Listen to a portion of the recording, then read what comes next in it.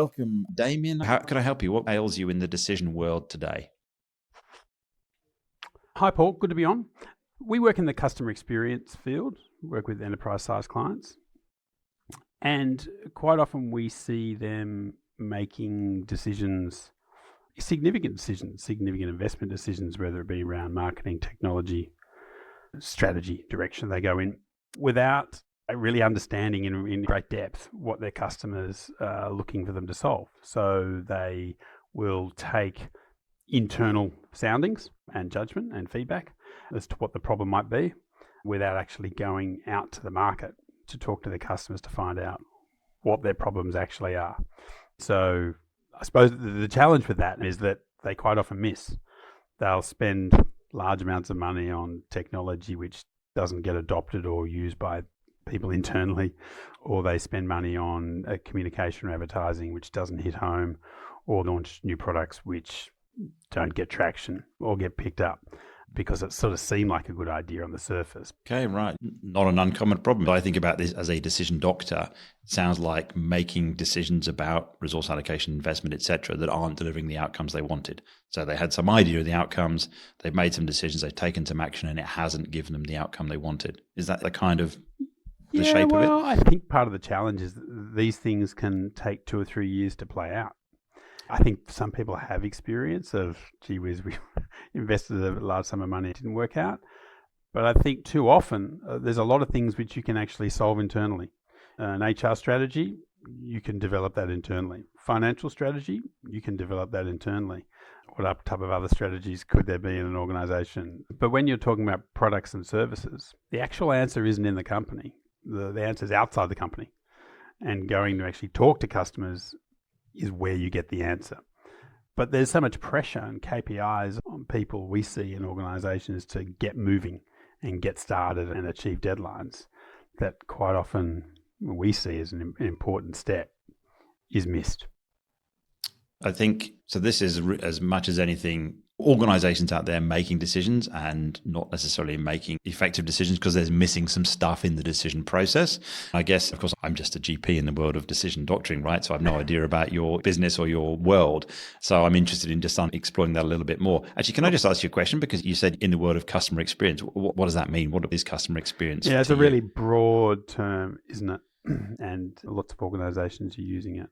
Well, the way we look at it is a customer's journey, or an end-to-end journey. What we mean by that is not so much the process map of how an organization thinks a process or a journey of a customer should take place, but the reality of what a journey takes place. So we all have mobile phones, we all have health insurance, we all go shopping, and not all of these things go according to plan. So it should work a particular way. But quite often we have to ring up support centers or get on chats or seek help because things didn't work out the way they're intended. And so what we do is we work with large organizations to understand how was the journey that the customer was supposed to go and intended to play out. And then we go out and do research with customers and we ask them, how did that play out for you? And they tell you they were effective at 10 out of 10, or it was 5 out of 10, or it was 2 out of 10. And we map that along all the interactions, or what we call touch points, that customers have with a brand or a supplier across the end-to-end journey of understanding what it looks like. So for a mobile phone, to make it really simple for people because everyone's got a mobile phone, it's a 2-year journey, and it roughly goes like research, buy, set up, use, problem, renew or exit. And they're the sort of 6 phases, and then beneath those are a whole bunch of interactions or touch points that take place. So that's what we do. And the reason we do it is if we provide a better customer experience and outcomes for our customers, they'll stay. They'll spend more money. They'll buy more services or products off us. They'll tell other people how good it is and they'll come on board, and we're more profitable and we generate more revenue. So it's not an altruistic thing in terms of, gee whiz, I just love customers. It's a means to an end. It's improving of the experience of the customers to give them value so the organization creates and generates even more value.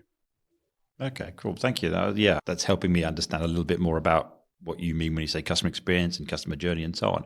So something you said earlier was this concept that maybe some of the outcomes from these organizations, the decisions they make now, they won't even know the outcomes for some period of time, right? So it might be a few years later. It's probably not years, but 6, 12, 18 months, yeah. In the world of decision making, that's a common challenge. I make a decision for today, but I don't actually get the outcomes or the results of that decision until the future. And so it's tempting, common pitfall in decision making is it's tempting to go, I made the decision today, I want to see the result tomorrow.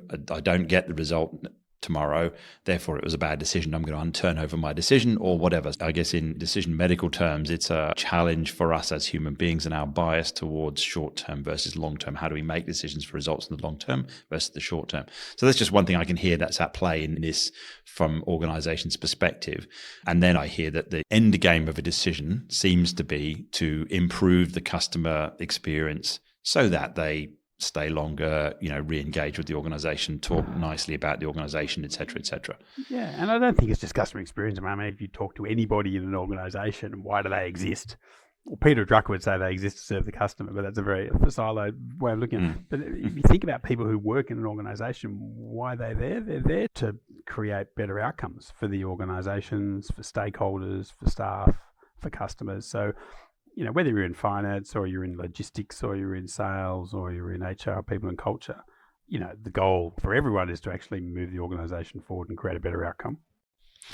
And your experience of many organizations is the decisions they're making to do that. So I'm an organization and I've decided, actually, it's good for me to have our customers happy, our staff enjoy engaging with customers more, all those good things. And I'm going to make a decision to take some action that will be in service of that will turn that out as a result. Yet I hear your experience is the way they're making that decision, or it isn't actually turning out the results they want because there's something missing in their decision process. Is that kind of, is that sort of where we are? And I think going back to what you said before, I think there's the short term and the medium to long term. And so we've written articles about this called the shiny iPad syndrome.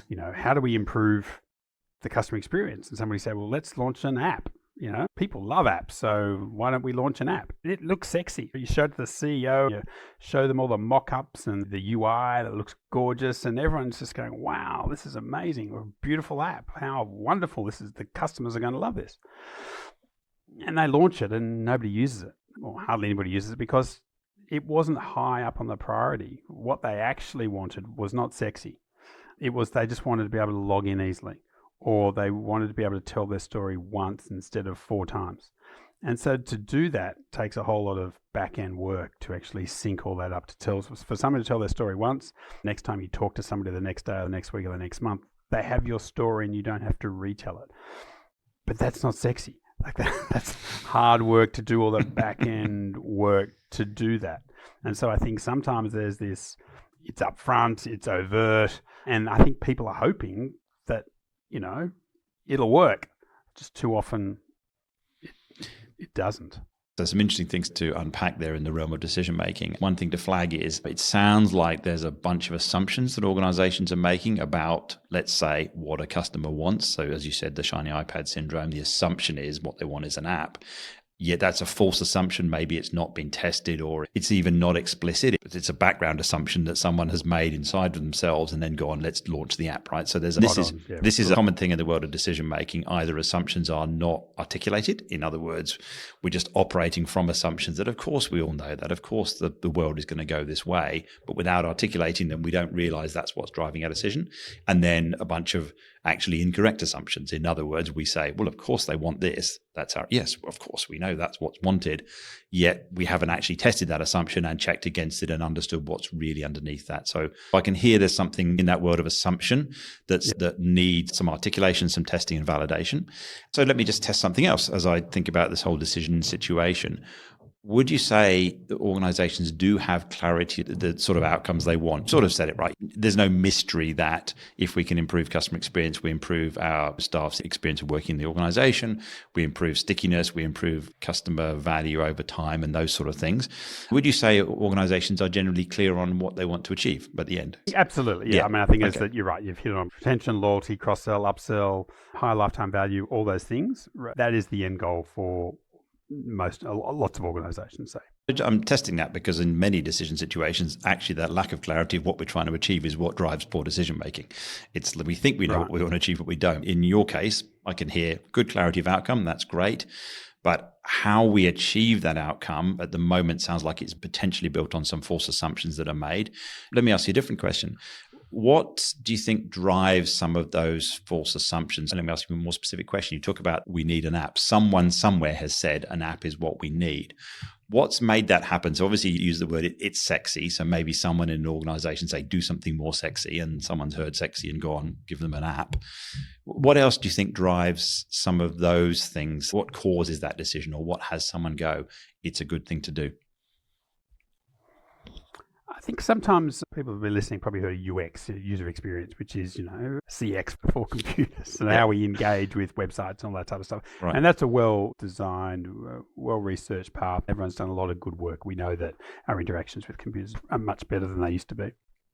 So I think a lot of these sort of the projects get initiated out of digital transformation. Everybody who's not going through a digital transformation, if you're at any organization of scale, I think those things come out of there, or somebody's seen another app that looks good. And I take that as the shiny app. It's not always an app or an iPad. There might be a shiny platform, or it's something.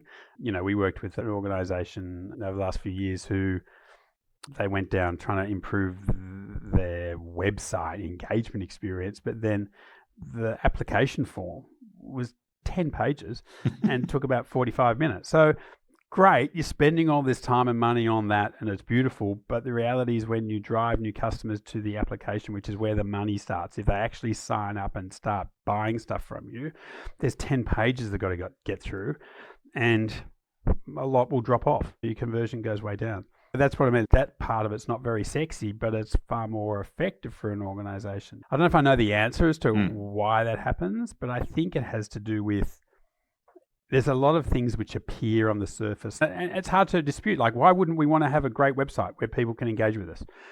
How do you argue that? Of course, How do we make it easier for our customers to interact with us? Well, of course. Why wouldn't we do that? The next question that needs to be asked is, that's good. I think they might want to, but how highly does that rank on all the things that they actually want us to solve for them as a supplier or a brand? And the analysis quite often isn't done to say, well, that's actually number 87, not number 1. And number 1 through 5 is, I just want somebody to call me back in 10 minutes rather than me have to call you back every 2 weeks to actually get a result. Which means you've got to put more people into call centres, that type of thing, I think, which is the ranking or the prioritisation quite often isn't undertaken. And so just sort of digging into that a bit further, I can hear some of the factors causing those decisions to be made, or inputs of those decisions. Back to our sexiness thing, is someone's heard that, yes, of course, the answer is, improve our UX on our website. We've heard that's a good thing to do, so we should do that thing. It's also hard to argue with. Like, why wouldn't we want to have a website which our customers will find easy to navigate? Yes. So I think there's a classic decision challenge I hear there, which is kind of almost the lack of understanding of network of decisions that are being made. It's a good decision to improve our UX on our website. Of course, that's a good decision for a certain outcome. Yet that's only one decision in the entire suite of decisions we're making about improving our customer experience, or actually delivering greater retention or greater stickiness for our customers. One thing I can hear is what can make a difference for these kind of organizations. One thing I can hear is you need to step back a little bit and look at, well, actually the question we're asking ourselves is how to improve our customer experience. And there's a whole load of decisions being made inside there.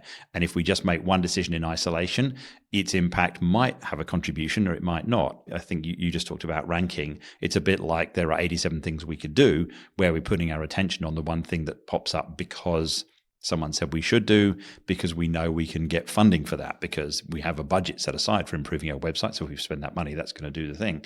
And the bit that's missing is thinking that through as a decision system, and then the disappointment called, well, we took the action, we invested the money, we built a new website, yet we still haven't improved our customer outcomes. Plus, back to the thing we talked about earlier, which is we might do all that, and we might not know we've not improved our customer outcomes for 12 to 18 months, because that's how long it takes someone to get sufficiently fed up with this and to kind of walk away. So I think there's a challenge on that network of decision making. The other thing I can hear, which is a common thing, I'd say pretty much anyone that walks through into my surgery, there's an element of this going on. And one of the things that really makes great decision making is a level of participation of our stakeholders in the decision. The false assumption often is, we do this, it turns this result out because that's what that person wants. What we're missing is, what does that person really want? And I can kind of hear it in what you're talking about. In other words, there's an assumption as to what the customer wants to improve their experience that we've made internally, navel gazing ourselves.